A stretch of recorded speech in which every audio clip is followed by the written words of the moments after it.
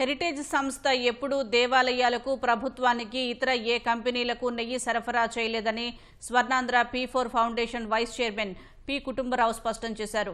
తన బ్రాండ్తో బహిరంగ మార్కెట్లో నేరుగా వినియోగదారులకే నెయ్యి విక్రయిస్తోందని తెలిపారు. 2014 నుంచి భాగస్వాములతో కలిసి సిండికేట్ ఏర్పాటు చేశారని, సాక్షి పత్రికలో ప్రచురించిన వార్త పూర్తిగా కల్పితమని తేల్చి చెప్పారు. అసలు ఇన్స్టిట్యూషనల్ సప్లైలో లేని సంస్థ సిండికేట్ ఎలా కడుతుందని ప్రశ్నించారు. ఇందాపూర్ డైరీ కేవలం కో మ్యానుఫ్యాక్చరింగ్ లొకేషన్ మాత్రమేనని వివరించారు. పాలు సేకరించే రైతులకు ఎక్కడా బకాయిలు లేకుండా హెరిటేజ్ సంస్థ కొనసాగుతోందని వెల్లడించారు. హెరిటేజ్కి co manufacturing location Indapur dairy తోటి ఉండటం కరెక్టు. కానీ అక్కడ చేసేదేంటి? Skimmed milk powder, cheese, UHT milk, paneer.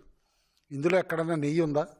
And ఇంకొకటి, 22 చోట్ల హెరిటేజ్కి మ్యానుఫ్యాక్చరింగ్ యూనిట్లు ఉన్నట్టు వార్తల్లో రాశారు. హెరిటేజ్కి అసలు ఉంది 15. ఆ 15లో 4 తెలంగాణలో ఉన్నాయి, 5 ఆంధ్రప్రదేశ్లో ఉన్నాయి, 2 కర్ణాటకలో ఉన్నాయి, 1 హర్యానాలో ఉంది, 2 మహారాష్ట్రలో ఉన్నాయి, 1 తమిళనాడులో ఉన్నాయి. 5 కో మ్యానుఫ్యాక్చరింగ్ లొకేషన్స్ ఉన్నాయి. వాటిల్లో కూడా 4 మహారాష్ట్రలో ఉన్నాయి, 1 తెలంగాణలో ఉంది. అంతేనన్నమాట. ఈ కో మ్యానుఫ్యాక్చరింగ్ లొకేషన్స్లో హెరిటేజ్ తయారు చేస్తున్న ఉత్పత్తులు కూడా ఏంటి? యోగర్ట్స్ అంటే పెరుగు, and skimmed milk powder, cheese, UHT milk, paneer, sweets, doodh peda లాంటివి అన్నమాట. స్వీట్స్ ఇంతే చేసేది. ఈ మాత్రం ఆ కో లొకేషన్ ప్లేసెస్లో మ్యానుఫ్యాక్చర్ చేయటం జరుగుతుంది.